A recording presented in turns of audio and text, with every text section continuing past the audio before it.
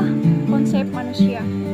Pandangan manusia menurut budaya Toraja. Toraja dikenal dengan daerah yang begitu kuat dalam persekutuan dan dalam memegang adat dan kebudayaan yang diwarisi oleh nenek moyang mereka. Sebelum orang Toraja mengenal dan memeluk agama Kristen, orang Toraja memiliki kepercayaan yang disebut dengan Aluk Todolo, yang artinya agama para leluhur. Menurut kepercayaan nenek moyang orang Toraja, Aluk Todolo dimulai dari langit atau alam atas, di kalangan dewa-dewa, lalu turun dalam kehidupan orang Toraja yang saat ini masih dianut sebagian besar masyarakat Toraja. Beberapa tradisi dan konsep-konsep dari kebudayaan dan pemahaman tentang Aluk Todolo seperti Rambu Solo, konsep tarian dan dalam masyarakat Toraja dan sebagainya. Bagian yang kedua, pandangan manusia menurut agama Buddha. Manusia dalam pandangan Buddha disebut manusia yang secara harafiah berarti mereka yang mempunyai suatu pikiran yang maju atau berkembang. Dengan ini manusia menurut agama Buddha adalah makhluk yang berusaha melepaskan dirinya dari kebodohan, kegelapan batin sehingga mencapai kebijaksanaan. Bagian yang ketiga, pandangan manusia menurut agama Hindu.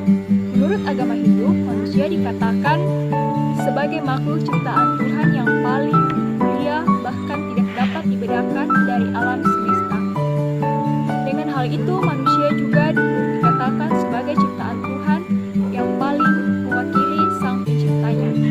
Bagian yang kedua, konsep dosa. Agama Kristen memiliki konsep tersendiri tentang dosa. Dosa yang secara umum adalah tindakan yang melanggar perintah dan norma serta aturan Tuhan. Alkitab mengajarkan bahwa dosa lebih dari sekedar kegagalan etika.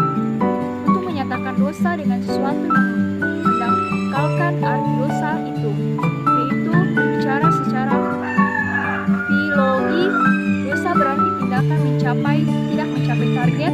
Berbicara dari sudut posisi, dosa adalah suatu perpindahan dari status yang mula-mula. Dosa adalah penyalahgunaan kebebasan. Dosa adalah kuasa yang menghancurkan. Dosa adalah penolakan terhadap kehendak Allah yang kekal.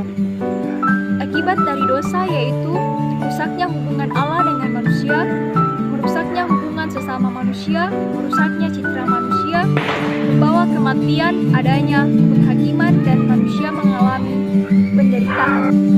Konsep yang keempat yaitu konsep penebusan.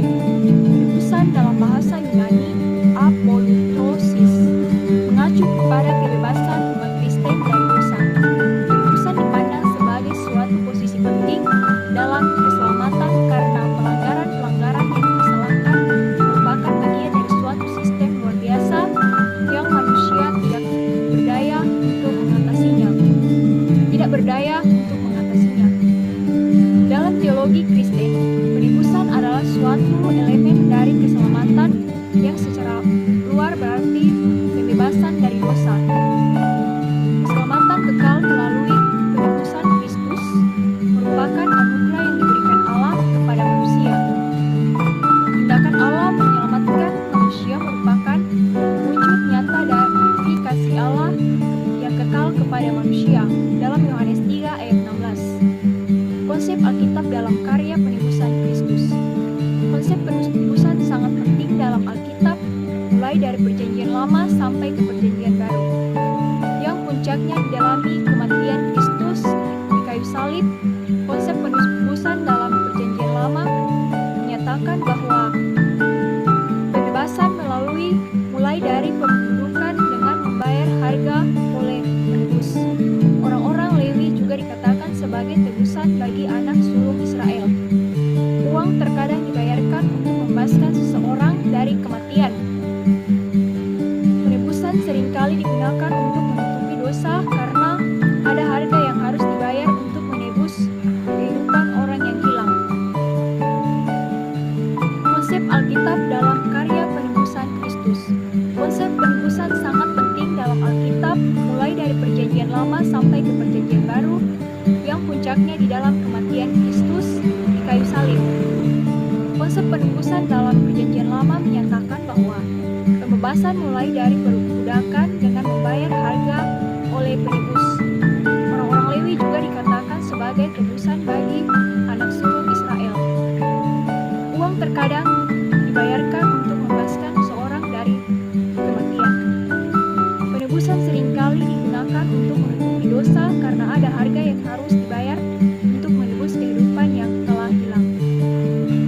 Perjanjian Baru memperjelas konsep penebusan Perjanjian Lama yang digenapi di dalam dan melalui karya Kristus di kayu salib sebagaimana yang telah dibuatkan oleh para nabi.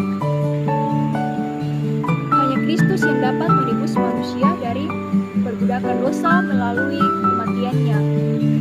Kematian Kristus sebagai korban penebusan merupakan harga yang harus dibayar.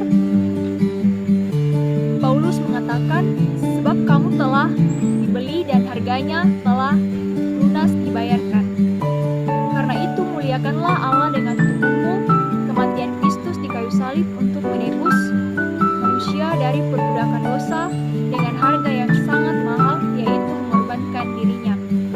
Demikianlah penjelasan saya mengenai konsep Tuhan, konsep manusia, konsep dosa, dan konsep penebusan. Semoga bermanfaat buat para penonton. Sekian.